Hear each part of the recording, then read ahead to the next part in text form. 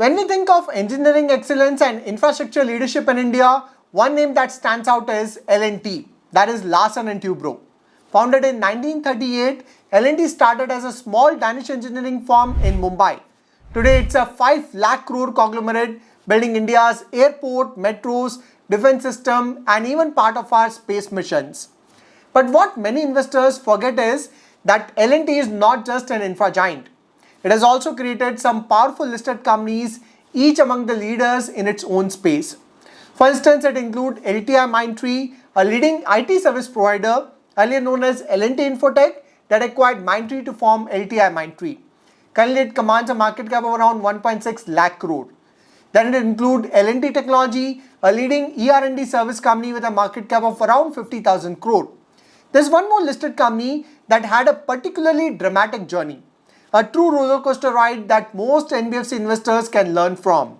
I'm talking about L&T Finance, a leading NBFC company whose stock price zoomed over 250% between Feb 16 to September 17, hitting an all-time high of around 200 rupee. But then its stock tanked more than 70%. However, in 2022, company launched Project Lakshya, a complete transformation blueprint that resulted in multifold growth from COVID lows to again touch highs of September 17 after 7 years. But in last 1 year, its stock price has witnessed a correction and again recovery. Net at similar levels of where it was 1 year ago. However, now that RBI has done multiple rate cuts and injected liquidity in the financial system, coupled with rising rural demand after a good monsoon and government focus on consumption and infrastructure, NBFCs with a strong retail franchise are well positioned to grow. L&T Finance, having cleaned up its books and focused sharply on retail lending, could be one of the key beneficiaries of this macro tailwind.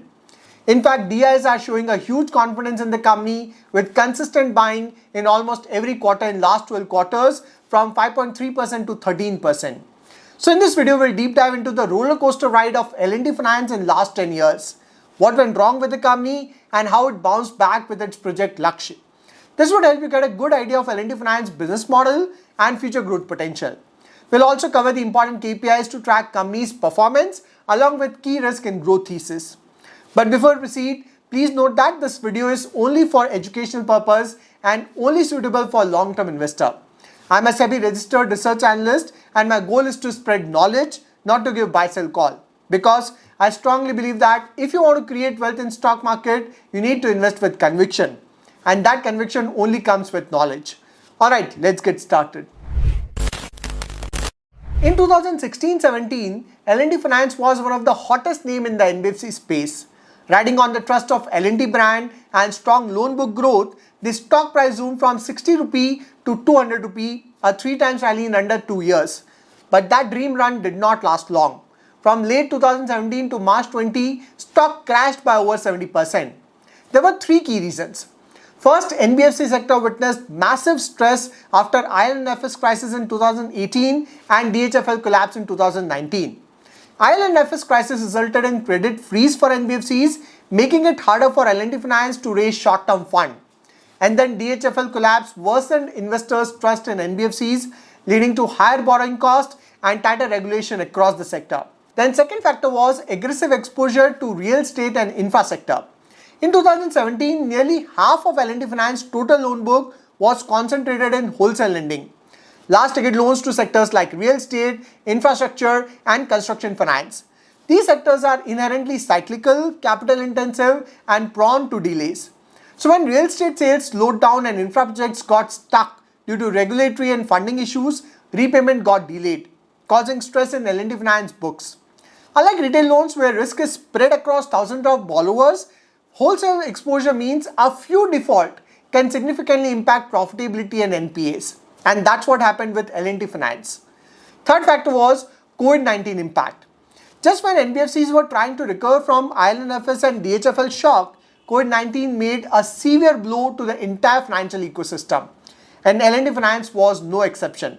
During the nationwide lockdown in 2020, loan disbursement came to a standstill as on-ground operations were frozen. Collection from customers dropped sharply, especially in rural area and semi-urban market, and moratoriums were imposed, delaying repayment and impacting cash flow visibility for lenders. Also, asset quality deteriorated as many borrowers struggled to pay back. As a result, L&T Finance had to increase provision, protect its balance sheet, and focus on conserving liquidity, all of which impacted its profitability and investor sentiment. So this was the story of L&T Finance downfall till 2020. Then something very interesting happened that resulted in the transformation of the company. But before I proceed further, I want to inform that if you are a swing trader or short-term trader, and if you have identified a high-quality trade but running short on funds, you can explore Grow Pay Later with MTF feature. This margin trading facility can increase your buying capacity by up to 4 times. Basically, if you want to buy a trade for 1000 rupee, you only need 250 rupee. Remaining 750 will be provided by using Grow MTF feature. With Grow MTF, placing MTF order is seamless. You don't need to go through complex steps. Just place your order in a few steps and you are set. A key feature I love is real-time margin shortfall visibility, especially during the time when the market falls or stocks haircut increases. The apps alert you if you need to add funds, helping you avoid positions auto square off, which is a big relief. Another big plus is MTF summary. It breaks down your positions detail, how much you've invested, how much the broker has funded, and even interest charged per stock.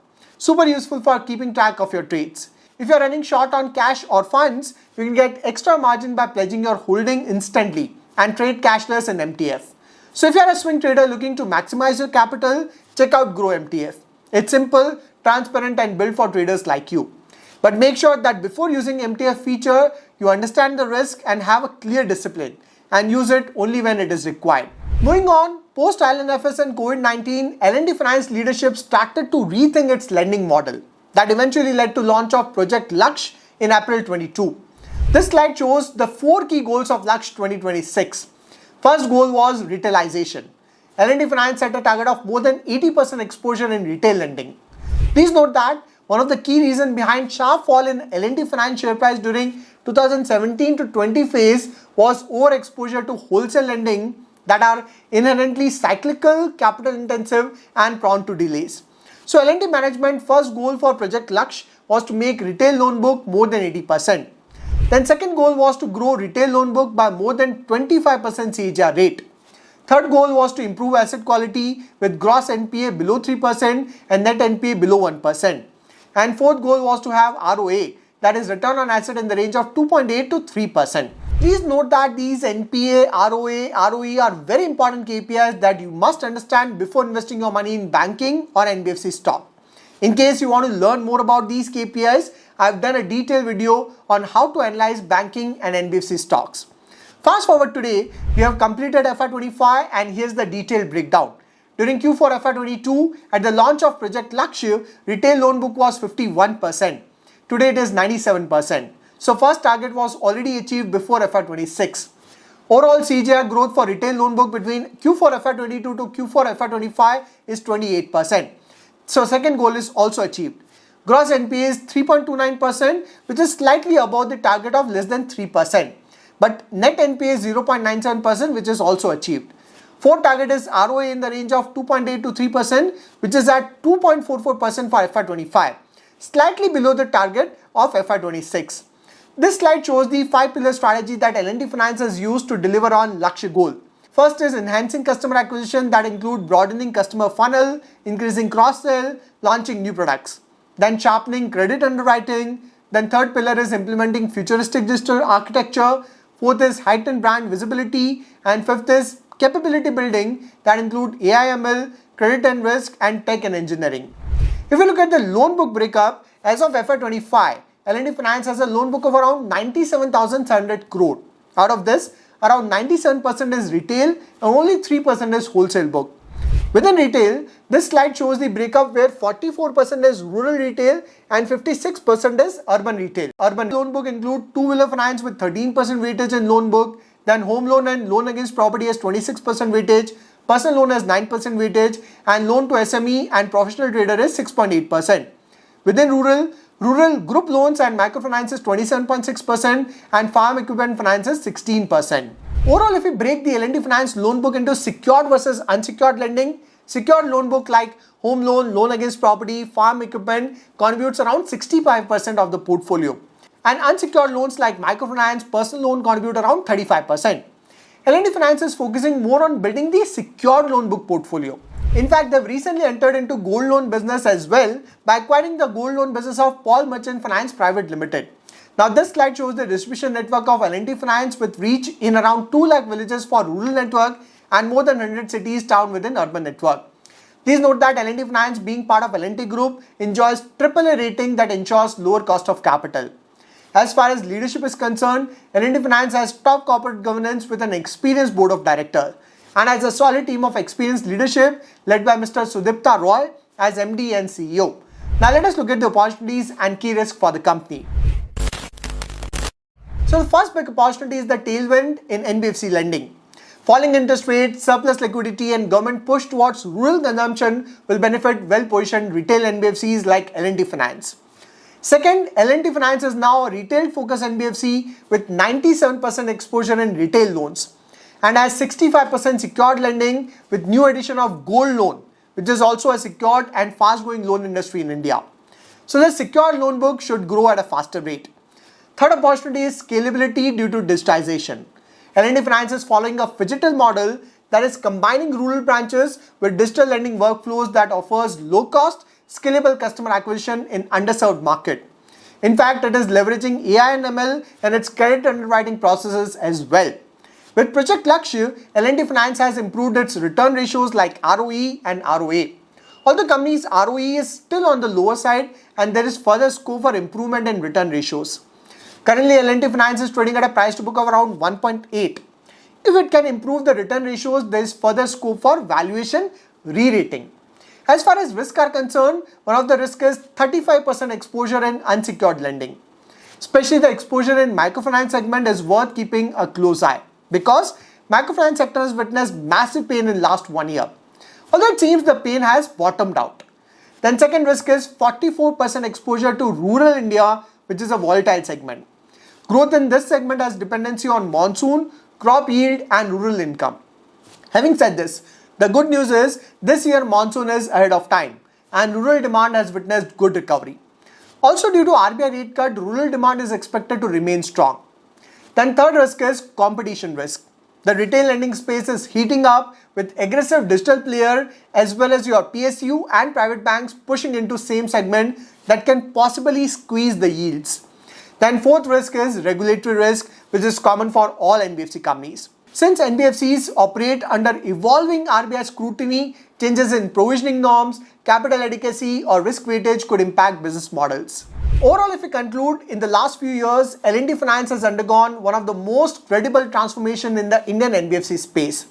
From a wholesale-heavy, high-risk lender that struggled post-IL&FS to a digitally enabled, retail-focused NBFC with improving return ratios, this turnaround is both strategic and measurable. With Project Lakshya, the company has already met or is close to meet many of its FY26 target. Be it retailization, asset quality or growth, the shift towards secured lending, expansion into gold loan and a strong push in digital underwriting shows that execution is in focus, not just vision. From a valuation perspective, while the stock has recovered from the lows at 1.8 times price to book and a rising ROA and ROE profile, there is still scope for long-term re-rating, especially if return metrics continue to improve. So L&T Finance is not a get-rich-quick stock. It's a steady compounder in making, backed by trusted parent, strong governance and clear execution goals. As a long-term investor, if you are bullish on rural growth, retail credit expansion and India's NBFC space, this is a business worth keeping on your radar. Just make sure that you track key KPIs regularly like asset quality, ROA, ROE and retail loan growth because in financials, numbers always tell the real story. So this is it for the video. If you find it useful, do share it within your circle. I'll see you next video. Till then, take care.